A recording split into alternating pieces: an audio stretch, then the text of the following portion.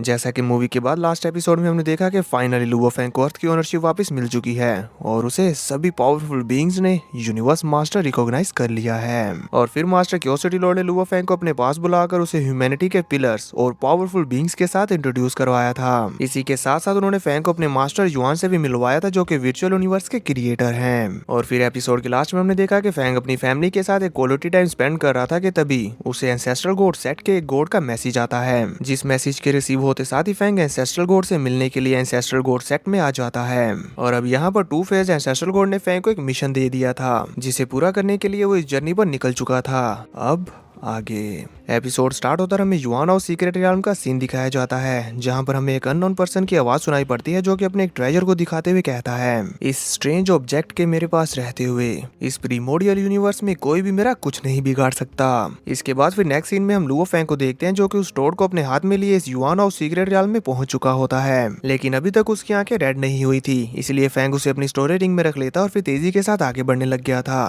तभी वाता भी इस बारे में रिसर्च करते हुए फैंग को बताना शुरू करती है। डाटा के अकॉर्डिंग जहां तक मैं रिसर्च कर पाई हूँ, ये युआनआओ रीजन मास्टर युआनआओ की टेरिटरी है, जो कि एक स्पेशल लाइफ फॉर्म है। वो एक्सट्रीमली पावरफुल और एक्स्ट्राऑर्डिनरी हैं और यूनिवर्स में अकेले ही मूव करते हैं। शायद उन्होंने लोनलीनेस की वजह से यूनिवर्स में मौजूद वीक ट्राइब्स के बच्चों को जबरदस्ती अगवा कर लिया और इस तरह करते करते उन्होंने 100 से भी ज्यादा रेसिस को इकट्ठा करते हुए अपने इस युआनआओ रीजन में लाकर छोड़ दिया और फिर उन सभी को 12 रीजन्स में डिवाइड कर दिया, ताकि वो रिप्रोड्यूस कर सके और एक दूसरे के साथ बैटल और फाइट करते हुए स्ट्रॉन्गर बने। वो बात है कि ये बात सुनने के बाद फैंग इन रीजन्स की सिटीज के ऊपर से गुजरते हुए वहां पर मौजूद लोगों की सफरिंग्स को देख पा रहा था और काफी अच्छे से समझ भी पा रहा होता है। यहाँ हम देख पाते हैं कि जितने भी स्ट्रॉन्गर लोग थे, वो कमजोर लोगों को उनकी छोटी सी छोटी गलती को लेकर भी उन्हें जान से मार डालते थे और कुछ पावरफुल लोग तो इतने ज्यादा इविल होते हैं कि वो बैटल फील्ड में अपने पालतू जानवरों के सामने ह्यूमन बींग्स को छोड़ देते कि अगर वो उनसे बचकर अपनी जान बचाने में कामयाब रहे तो वो जिंदा रहेंगे, अदरवाइज वो इन्हीं बीस्ट का चारा बन जाएंगे। और ये सब होता हुआ हम अपने सामने विजुअल्स में देख भी पाते हैं कि वो बेचारे इनोसेंट ह्यूमंस कुछ भी नहीं कर पाते। ये सब कुछ देखकर फैंग का खून तो काफी ज्यादा खोल रहा होता है। तभी वो आता फैंग को बताती है,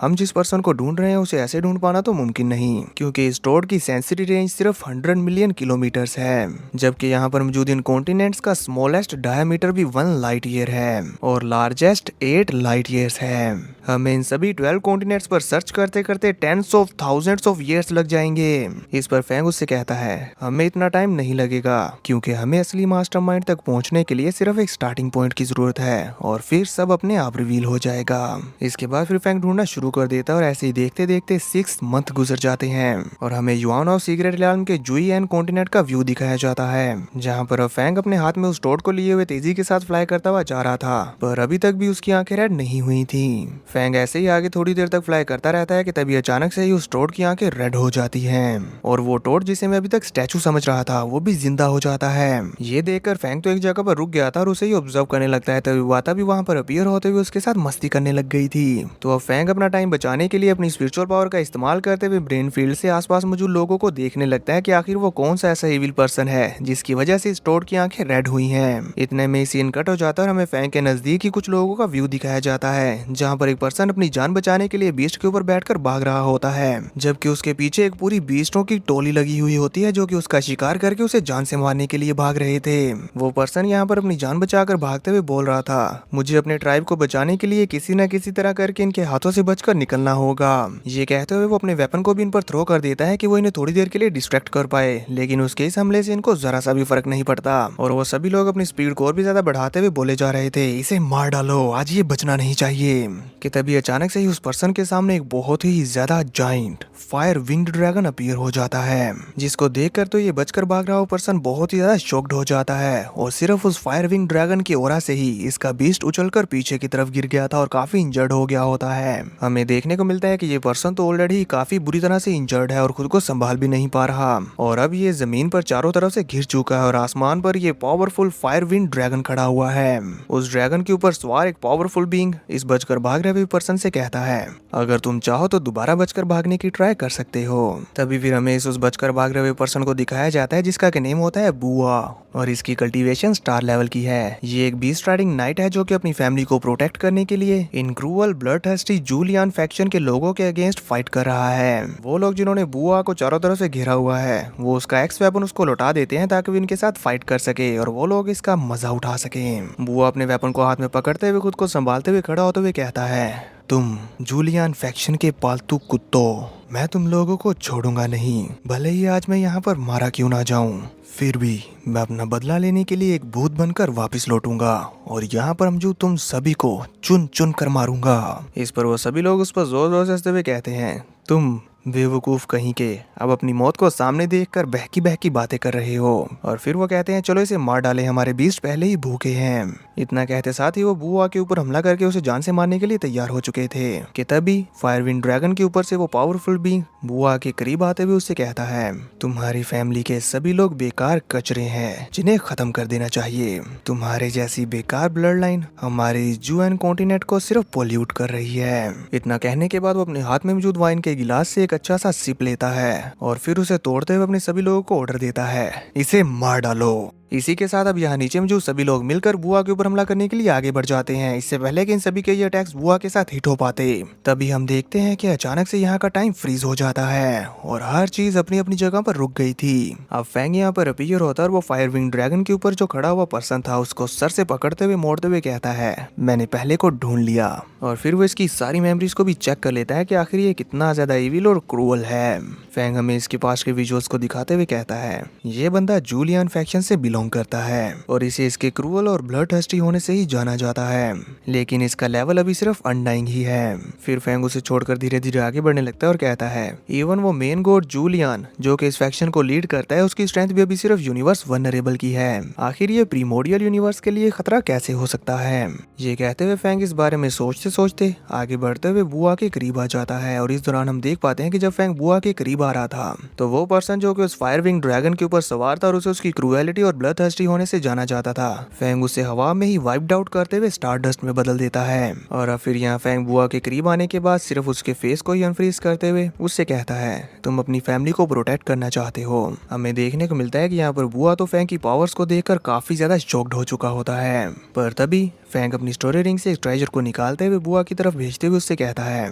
यंग मैन, उम्मीद है कि तुम इस पावर का अच्छे से इस्तेमाल करोगे। इसी के साथ फैंग का वो ट्रेजर बुआ की बॉडी के अंदर एब्जॉर्ब होना शुरू हो जाता है और हमें देखने को मिलता है कि उसकी बॉडी के अंदर हलचल मच गई थी और उसका जेनेटिक लेवल इंप्रूव होना शुरू हो जाता है, जिसके चलते उसे काफी ज्यादा पेन होने लगता है और वो यहाँ पर बुरी तरह से दर्द में कड़ा रहा था। फैंग इस प्रोसेस को होता हुआ देखकर वहाँ से जाने लगता है। फैंग के चले जाने के बाद वहाँ का टाइम एंड स्पेस जो कि रुका हुआ था वो भी अनफ्रीज हो जाता है और फिर हमें बुआ की न्यू पावर्स देखने को मिलती है, जिसमें वो सिर्फ अपने ऑरा को अनलीश करके ही उसके ऊपर हो रहे सभी हमलों को इजीली रोक देता है और इतने से ही वो सभी लोग काफी बुरी तरह से इंजर्ड भी हो गए थे। जूलियन फैक्शन के वो सभी लोग खुद को संभाल कर खड़े होने लगते हैं और उन्हें समझ नहीं आ रहा था कि अचानक से इतना ज्यादा पावरफुल कैसे बन गया। बुआ अपनी बढ़ी हुई पावर्स को फील करते हुए कहता है, मैं तो पीक स्टार लेवल तक पहुंच गया। और अब फिर इसके बाद वो फैंग का शुक्रिया अदा करता है। इसके बाद फिर हम फैंग को देख पाते हैं जिसने कि यहाँ इस कॉन्टिनेंट में तबाही मचा दी थी। वो अपने सामने आने वाले हर एक इवल पर्सन को जान से मारता जा रहा होता है और इसी के साथ साथ हमें वॉइस ओवर के थ्रू बताता भी है, इस गोल्डन टोड के चलते मैंने जूलियन फैक्शन के कई सारे अनडाइंग मेंबर्स को टारगेट किया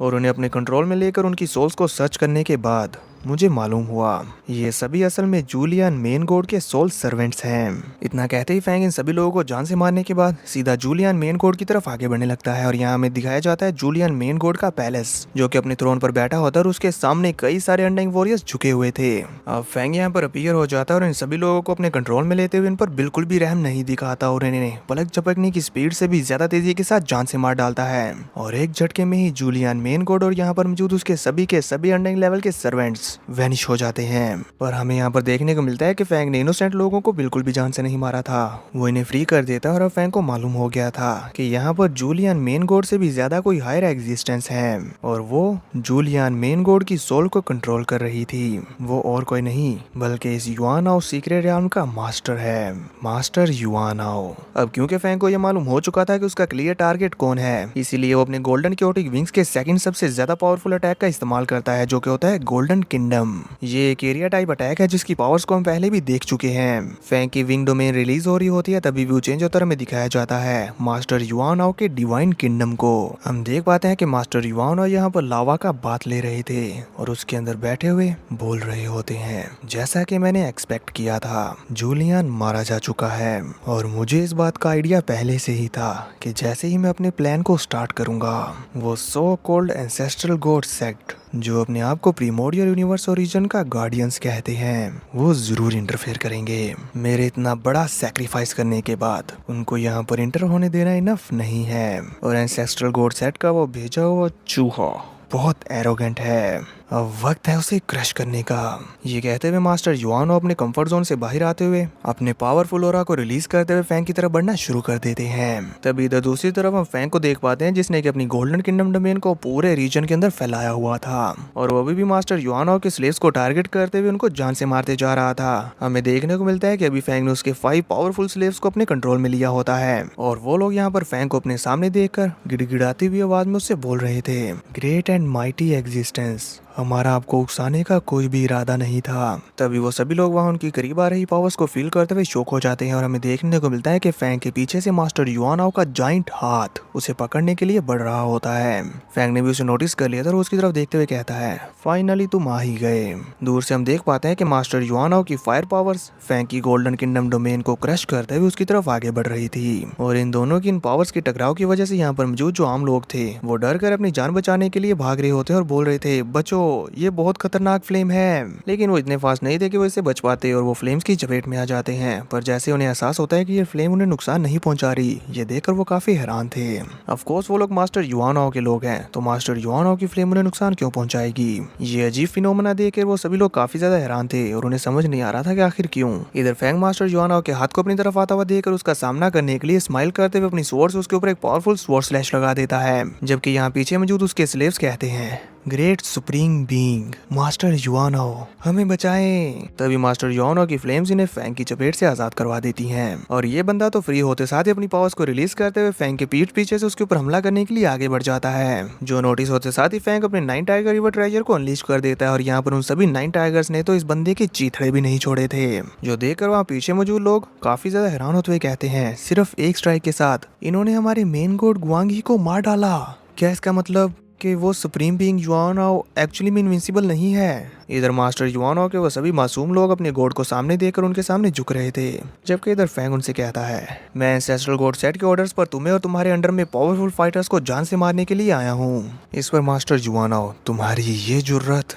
मैं युआनो पूरे यूनिवर्स में फ्रीली मूव करता हूँ, ऐसा कोई नहीं है जिसकी मेरा सामने करने की जुर्रत हो। इवन एक ट्रू गॉड भी मुझे मार नहीं सकता। मैं भी देखना चाहता हूँ आखिर तुम्हारा प्लान क्या है और तुम ये कैसे करोगे। फैंग और मास्टर युआनो की पावर्स के बीच में ये टकरार हो रही होती है कि तभी दूसरी तरफ हम देख पाते हैं कि वो टोर जोर जोर से उस पर चिल्ला रहा था। वो बाता फटाफट से उसका मुंह बंद करते हुए फैंग से कहती है, मास्टर युआनो की main body millions of kilometres tall है और उनकी डिवाइन बॉडी की प्योरिटी भी तुमसे एक लेवल हायर है। उन्होंने यूनिवर्स की स्टार्टिंग से लेकर अब तक काउंटलेस ट्रेजर्स इकट्ठा किए होंगे। उसे जान से मारने के लिए तो इवन स्टार रिवर मास्टर यहाँ पर खुद भी आ जाए तो भी मुझे शक है कि वो ऐसा करने में कामयाब नहीं हो पाएंगे। पर फैंग उस पर ध्यान नहीं देता और अपनी स्वॉर्ड की तरफ देखते हुए मुस्कुराते हुए कहता है, युआनो, तुम कहाँ फाइट करना चाहते हो? अगर तुम्हारा ये कॉन्टिनेंट डिस्ट्रॉय भी हो जाए तो मुझे कुछ फर्क नहीं पड़ेगा। इस पर युआनो उससे कहता है, अब क्योंकि तुम मरना ही चाहते हो तो मुझे फॉलो करो। इसी के साथ वो दोनों वहां से चले गए थे और हमें यहाँ पर पीछे में जो लोगों का व्यू दिखाया जाता है कि उन लोगों को समझ नहीं आती कि अचानक से ये सभी पावरफुल फायर्स कहाँ गई और एक ही पल में अब यहाँ पर कुछ भी नहीं है। इन सभी मासूम लोगों की हैरानी की तो कोई हद नहीं थी। तभी सीन कट होता हमें मास्टर युआनो के सीक्रेट रियल में ही एक और जगह का सीन दिखाया जाता है जहाँ पर मास्टर युआनो स्पेस को चीरते हुए उसके अंदर से बाहर आते हुए कहते हैं, Luo Fang, lord of the Milky Way galaxy. Fang भी उसके सामने अपीयर हो जाता है और अपनी गोल्डन किंगडम डोमेन को रिलीज करते हुए कहता है, तुमने सही कहा, ये मैं ही हूँ। इस पर अब युआनो भी अपने वेपन्स को बाहर निकालते हुए फाइट के लिए तैयार हो जाता है और अपनी पावर्स को रिलीज करने लगता है। साथ ही वो बोल रहा था, तुमने अपने एक सिंगल स्ट्राइक से 3 अलायंस के 6000 यूनिवर्स वनरेबल्स को जान से मार डाला। ये वाकई रूथलेस है। लेकिन एक ह्यूमन चाइल्ड जिसने सिर्फ कुछ दर्जन एरास तक की कल्टीवेशन की है, तुमने ये सोचा भी कैसे कि तुम मेरा सामना कर सकते हो? अब मैं तुम्हें मुझे उकसाने के लिए सबक सिखाऊंगा। ये कहते हुए इन दोनों के बीच में फाइट स्टार्ट हो जाती है और हमें देखने को मिलता है कि ये दोनों ही अपने अपने पावरफुल पावरफुल मूव्स को लेकर एक दूसरे के ऊपर हमला करने के लिए आगे बढ़ जाते हैं। और जैसे इन दोनों के अटैक्स एक दूसरे के साथ टकराते हैं तो बूम, एक बहुत बड़ा ब्लास्ट होता है और कई सारे प्लैनेट्स तो यूं ही डिस्ट्रॉय हो जाते हैं। मास्टर युआनो को तो इससे जरा भी फर्क नहीं पड़ता, जबकि फैंग थोड़ा सा पीछे धकेल दिया गया था। अब इसके बाद मास्टर युआनो एक बार फिर से अपने पावरफुल अटैक को रेडी करने के लिए अपनी पावर्स को अनलिस्ट करने लगते हैं, जिनका सामना करते हुए फैंग कहता है इसकी पावर्स तो वाकई फॉर्मिडेबल हैं। मास्टर युआनो ने अपनी इन खतरनाक पावर्स के साथ वहां पर एक बहुत बड़ा वॉर्टेक्स बना दिया था। फैंग तो अपनी डोमेन के अंदर किसी न किसी तरह करके इससे बच रहा होता है और हमें देखने को मिलता है कि मास्टर युआनो की पावर्स का ये फायर वॉर्टेक्स बहुत ही खतरनाक हो गया था। और तभी फिर वो अचानक से अपने इस वॉर्टेक्स को अपने वेपन के अंदर समाते हुए अपनी सबसे ज्यादा पावरफुल टेक्निक को अनलिश करते हैं, जिसका नेम होता है सोर्चिंग एनहाइलेशन। देखने में तो ये एक ब्लैक एंड व्हाइट डोमेन लग रही थी, जिसकी चपेट में आते साथ ही फैंग अपनी कॉन्शियसनेस मानो खो बैठा होता है और वो उनकी इस डोमेन की पावर्स को फील करते हुए बोल रहा था, ये तो स्टार रिवर मास्टर की most powerful secret ultimate technique black night के जैसा फील हो रहा है। इसी के साथ मास्टर युआनो अपने इस डोमेन के अंदर ही अपने वेपन को फैंग की तरफ थ्रो कर देते हैं और यहाँ फैंग को सिर्फ एक ही आवाज सुनाई दे रही थी, मरो मरो। हमें देखने को मिलता है कि आवाज फैंग को इस कदर मैनिपुलेट कर चुकी थी कि फैंग के हाथ से उसकी स्वॉर्ड ढीली पड़ने लगती है। वो इसके चलते बहक चुका था और उसका मुंह और आंखें फटी की फटी रह जाती हैं, पर इससे पहले कि फैंग की स्वॉर्ड उसके हाथों से गिर पाती, तभी फैंग खुद को संभालते हुए वहां के स्पेस एंड टाइम को क्रश कर देता और उसके अंदर से बाहर आते हुए अपने सबसे ज्यादा powerful heaven shattering the galaxy sword slash के साथ मास्टर युआनो के उस पावरफुल वेपन के साथ टकरा जाता है और वहां पर स्क्रीन पूरी तरह से ब्लैंक हो गई थी। इसलिए हमें दूर से इस नजारे को दिखाया जाता है कि इसके चलते पूरी स्पेस में कितनी तबाही मच चुकी है। ये नजारा आप लोग भी स्क्रीन पर देख पा रहे होंगे। और इसी के साथ फिर हमें देखने को मिलता है कि फैंग इसके अंदर से बहुत ही बुरी तरह से तेजी के साथ पीछे की तरफ गिरता हुआ कई सारे प्लैनेट्स को डिस्ट्रॉय करता जाता है। और फिर जैसे ही फैंग खुद को संभाल लेता है तो मास्टर युआनो उसे देखकर काफी ज्यादा शॉक हो जाते हैं और कहते हैं तो तुमने एक्चुअली इसे भी ब्लॉक कर लिया और तुम्हारी डिवाइन बॉडी बिल्कुल भी कमजोर नहीं हुई। इस पर तो फैंग अपनी पावर्स को अनलीश करते हुए उसे कहता है युआनो, तो ये है तुम्हारी सोर्चिंग एनहाइलेशन, बस ये इतना ही कर सकती है। इस पर तो मास्टर युआनो अपना ट्रम्प कार्ड निकालने पर मजबूर हो जाते हैं, इसलिए वो उसकी तैयारी करते हुए फैंग से कहते हैं ऐसा लगता है तुम मेरे इसे यूज करने के लिए वाकई वर्दी हो। मैंने इस ट्रेजर को यूनिवर्स सी की सबसे ज्यादा सेकुलेटेड स्पेस में से ढूंढ कर निकाला था। वो जगह इतनी ज्यादा डेंजरस है कि वहां पर जाने के बारे में कोई सोचता भी नहीं और मैंने बहुत सारी मुश्किलात के बाद इस अजीब चीज को वहां से हासिल किया था। इस प्रीमोडियल यूनिवर्स में पहली बार मैं इसे यूज करने जा रहा हूँ। फैंग उसकी बातों को सुनते हुए अपने मन में दोहराते हुए कहता है यूनिवर्स ओशियन। वहीं इधर मास्टर युआनो अपने बड़े बड़े स्पिरिचुअल हैंड्स को बनाते हुए स्पेस एंड टाइम को क्रैक करते हुए पोर्टल को ओपन करके उसके अंदर से वो उस अजीब सी चीज को बाहर निकालना शुरू कर देते हैं, जिसके बाहर निकलने से वह फैंग के ऊपर बहुत ज्यादा प्रेशर पड़ने लगता है और वो कहता है ये कितना ओवरवेलमिंग प्रेशर है। और फिर फैंग उस पोर्टल के अंदर से निकल रही उस चीज को देखते हुए कहता है ये प्रेशर उस अजीब सी चीज के अंदर से ही आ रहा है, पर आखिर ये है क्या। मास्टर युआनो उस अजीब सी चीज को अपने अंडर में लेते हुए उसका इस्तेमाल करना शुरू कर देता और कहता है अब मैं इसके यूज से सिर्फ अपनी एक सिंगल स्ट्राइक के साथ कई सारे यूनिवर्स मास्टर्स को डिसअपीयर कर सकता हूँ